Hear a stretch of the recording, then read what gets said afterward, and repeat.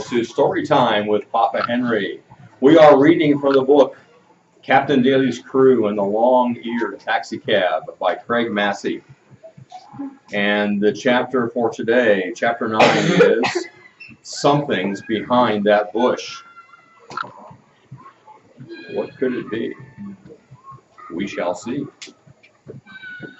We continued to call for a few minutes, and then I said, "Hold up, Pudge. There's no use.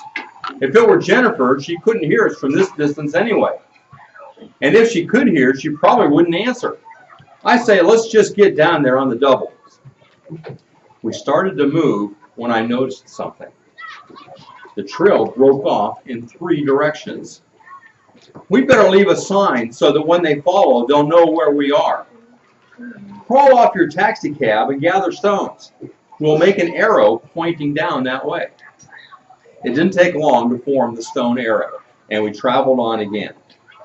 The long sloping trail was better than it had been, for several new paths had met it. I just hoped that was Jennifer, for if it wasn't, and she got lost in this kettle-like valley, it'd take a month of Sundays to cover each path. For that matter, I'm not even sure we're on the main stem now. Pudge said thoughtfully, "Well, the trail we saw from up there seemed to head toward the lake, and the lake would be at the very bottom of the valley, so all we have to do is make sure that every step we take goes downhill. Sooner or later, we'll hit the lake." "We'll try that plan," I agreed, and I was panting as I spoke, and tired.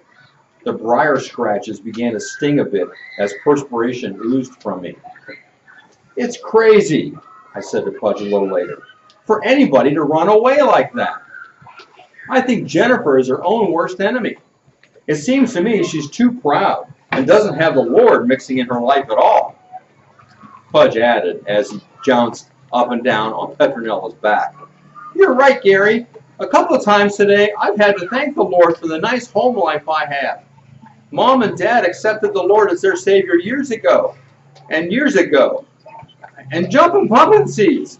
I can't even remember a time when things got mean or nasty in our house like they are in the Jameson family." I thought the same thing, Pudge, and ever since I met Jennifer, I was praying the Lord would give us a chance to tell her about Christ. "She's just not the listening type, that's all, Gary." "You mean she hasn't been, Pudge? But somehow I'm expecting the Lord to change her listening habits." It wasn't long before I slowed down to a walk, a draggy sort of walk, and twice Petronella stopped for her customary rest. 6 o'clock came and went without any sign of the girl. We munched on the last of the sandwiches and oranges that we had brought with us. "Whoops! There's something on the trail again, Pudge." Up ahead, I had spotted a little strip of white cloth. I picked it up, and like the strips of hanky, it was bloodied. "It looks like the kind of material my mother's blouses are made of." "I don't know how bad she's injured," Pudge said, "but if it isn't too bad, I'm awful glad, for this is the only clue, really, that someone's ahead of us. For we can't say for sure that we saw anyone up there on the ridge. On top of that, we're not even sure that this belongs to her." So we trudged some more. We talked as we moved along the trail. It was getting very hard to see now, for the day was done. Suddenly, from behind me, I heard a sharp sniffing noise. Pudge moaned in an exasperating way. "Oh, Petronella, don't stop now." But Petronella was stopped. Not only stopped, but she let loose with a couple of boisterous brays. Then, up from ahead, we heard a terrifying shriek, like some mysterious bird crying in the night. Petronella blasted forth again, and I must confess, when I heard that scream from up the trail, there was more than a little bit of fear creeping up, like some sneaky person up my back.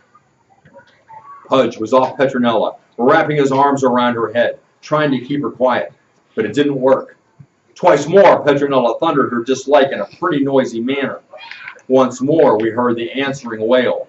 Then the forest drifted into total silence. "I hate to admit it, Gary, but this is a creepier situation than I like to be in. Look, I said sharply, talking more to myself than I was to Pudge. It's in a spot like this that we have to remember what Paul the Apostle said. Christ dwells in our lives by faith, and he will never leave us nor forsake us. If that's a bird, it won't hurt us. It doesn't sound like any animal. Hey, wait a minute. That could be Jennifer. But how are we going to find out, Gary? It's dark. And it was dark. Well, I whispered back, tie that noisy taxicab of yours to something, and then come on. We've got to prove to ourselves that we aren't cowards. The way forward was a stumbly way. The vines and the trees seemed to have arms, with long, thin, straggly fingers reaching out for us, clutching our clothing, our hands, and our cheeks. A silky spider web filmed over my face. I hurriedly brushed it away. Pudge had his hand on my shoulder. When we'd gone about 50 feet, I turned around. Not much use, Pudge. I say let's get back to Petronella and build a fire. We swung around and headed back. But to our amazement, we couldn't see Petronella. Night had really closed in. Call her, Pudge. Maybe she'll advertise to all the world we're here. Feebly, Pudge called, Petronella! In a woebegone voice. Silence. I called, Petronella! And my voice was just about as feeble as Pudge's. More silence. Jumping pumpkin seeds, Pudge said in disgust. How crazy can two guys get? Here we are looking for a lost girl, and we're lost, and the donkey is lost. I say let's build a fire. Maybe we can see something. That sounded like a sensible idea. So we scurried about, taking all the time so we wouldn't lose each other, until we found an armful of dry twigs and leaves. I can tell you, even that was scary, for I still had visions of that rattlesnake back on the trail, its triangular head and its thick body coiled to hurl itself with its fangs of death at some foe. Gingerly, I swept everything away from the earth so that we could build our fire without danger of it creeping out of hand. We then formed a pyramid of leaves with some very tiny, splinter-sized twigs. Pudge said, Wow, Gary, there's only 3 matches in this book. I prayed as I heard Pudge break the match off. Once it scraped. Twice. And at that very moment, something wet and nuzzly buried itself in the side of my neck. Yowie! I bellowed, and flopped forward and knocked the lighted match out of Pudge's hand, smothering it to the ground. Pudge blurted, What happened, Gary? Don't ask me, I stuttered. Something just touched my neck. Probably just a moth, my roly-poly pal said in disgust. I was a little ashamed of myself, and I got to wondering whether anything really had touched me. Okay, Pudge grumbled a little bit. Just take it easy, Gary. There's only 2 matches left. We fixed up our pyramid again, and Pudge ripped the match from the book. Scrape went the match against the abrasive lighter. Flick, the golden glow flared up. Pudge cupped it and eased it toward the dry leaves. They caught at once, flared up, and then began to die down. I grasped another handful of leaves and dropped them on one by one. Pudge added twigs. They caught. More were added. Then that nuzzling wet thing again. I made myself kneel there without moving a muscle. Slowly I turned my head to look full into the face of good old Petronella. Pudge was so intent on the fire, he didn't notice the donkey as she leaned forward and let her rough tongue scrape across his cheek. In spite of everything, I had to laugh. Poor Pudge flopped over on his back and stared into the donkey's face. Then he began to laugh, and the two of us laughed until the fire began to fade again. But it was all right. It had a good start, and we added more wood. Soon we had a rip-roaring blaze. Okay, Pudge pal, we've got a job to do. Let's go over toward the direction of that screaming. Gingerly we moved forward. And then, in the outer fringe of firelight, Pudge rested his hand on my arm.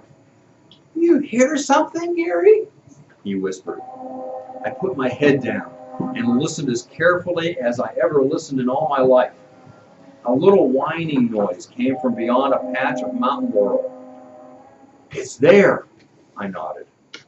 We took several steps forward and waited again. From behind us, the fire crackled, but we could distinctly hear the peculiar noise up ahead. I pulled aside the thickly leafed laurel shrub. Pudge was by my side, peering into the darkness. The next chapter is called Jennifer Sees a Light. Jennifer.